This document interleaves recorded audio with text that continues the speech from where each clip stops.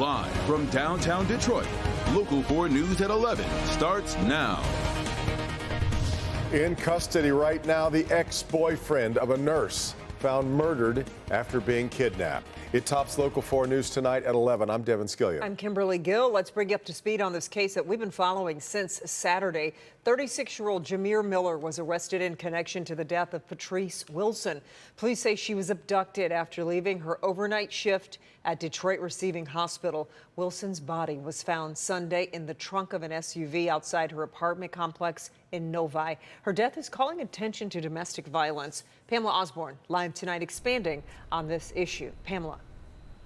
Well, Kimberly, in the state of Michigan, more than 36% of women and 25% of men experience domestic violence. There's a group supporting survivors, and they are hoping that Michigan lawmakers are able to provide some more help in terms of funding to provide more resources. Resources, they say, are desperately needed.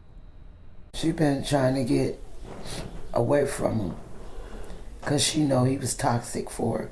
Patrice Wilson wasn't able to get away, and sadly, she wasn't the only woman to lose her life to domestic violence. Last week, Oakland County Health Officer Dr. Calandra Green was killed by her husband in a murder-suicide. And on May 8th, a Detroit woman was killed, her boyfriend injured outside of a hotel in Southfield. The gunman, an ex-boyfriend, who was later shot and killed by police. What we're seeing right now is the result of what happens when a person tries to take that control back. Domestic violence is someone exerting power and control. So the person who is doing it decides when the relationship is over. And oftentimes their decision for it to be over is lethality. Cherie Thomas is the deputy director of the Michigan Coalition to End Domestic and Sexual Violence. Across the state, she says there aren't enough beds to shelter the people who need them.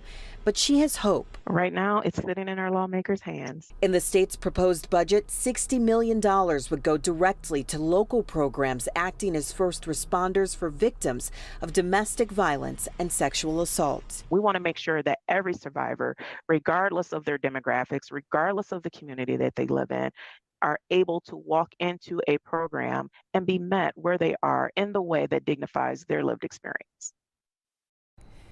And if approved, this funding would be the first of its kind for this state. Chief James White saying today here at DPD headquarters that domestic violence continues to be a problem, adding that 12 people have lost their lives here in the city of Detroit because of that this year alone. Reporting live outside of DPD headquarters, I'm Pamela Osborne, Local 4. And that's 12 too many. Pamela, we appreciate your story tonight.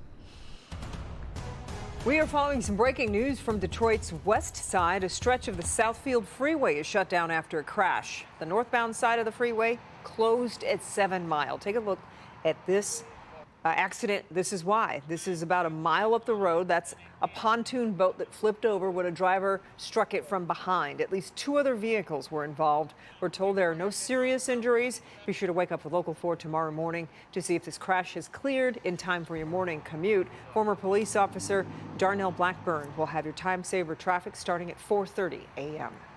Anger over the suspension of an Annapolis high school principal is still red hot tonight after students staged a massive walkout. Parents are prepping for a school board meeting Wednesday. And now a change.org petition is going to bring back steam in this case and bringing signatures to it too. Mara McDonald live in Dearborn Heights at the school tonight. Mara.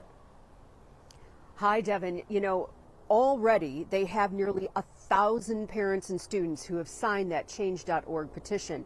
And Wednesday evening school board meeting, well, that's promising to be lively. What do we want? What do we want them now? The furor over the suspension of Principal Aaron Millett is growing. Parents and students already upset, staging a walkout.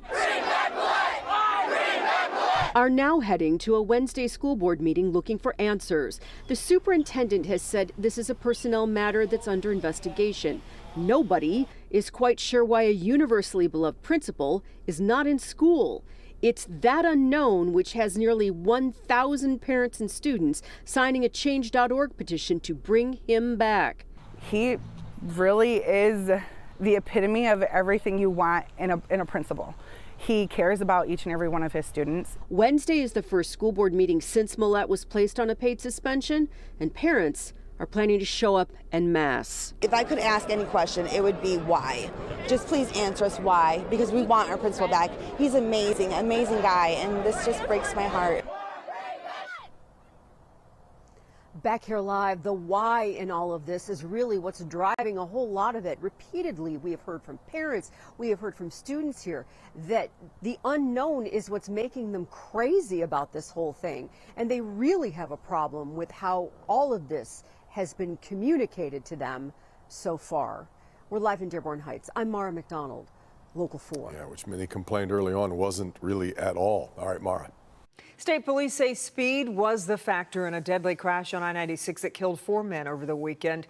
Police say the driver was speeding and crashed into the base of a bridge on the I-96 express lanes near Grand River. The impact of the crash last night mangled the SUV. Today we've confirmed all the men who died were in their 20s. The youngest was just 20, the oldest 25. Police are waiting on autopsy results and think the vehicle's black box data will provide additional information on the crash, such as how fast that vehicle was traveling. Michigan State Police have made 2 arrests in a freeway shooting at I-96 in Schaefer that happened back on May 8th. Investigators now confirm the shooting victim was actually driving a stolen vehicle belonging to 2 men who were detained at the scene. They are facing several charges, including assault with intent to murder. The driver survived, though right now we await word on charges against him. Police believe an online argument on Instagram led to shots being fired outside the Ice Arena in Melvindale. This happened Sunday night outside the Ice Arena. Video posted to social media shows several young men shoving and pushing each other. Then gunfire is heard. 3 18-year-olds were hit. They're expected to survive. Police are looking for this person of interest. He was wearing a white jersey with a red and blue stripes, blue jeans, and a black hooded mask. Some people forced from their homes today after a high-pressure gas main break on Detroit's east side. Sky 4 over the scene this afternoon in the area of 7 Mile and Marks, about a block off of DeQuinder. DTE says they asked 10 people living nearby to evacuate, though they say that was just out of an abundance of caution. Crews were able to get that leak capped. In Macomb County, an important groundbreaking that could impact the future of Selfridge Air National Guard Base. A bipartisan group is in Harrison Township to break ground on a new fighter jet maintenance hangar. The state is giving money to the base to upgrade facilities as it tries to get the Department of Defense to station a new set of fighter jets there. This comes as the Air Force retires the aging A-10 Warthog planes.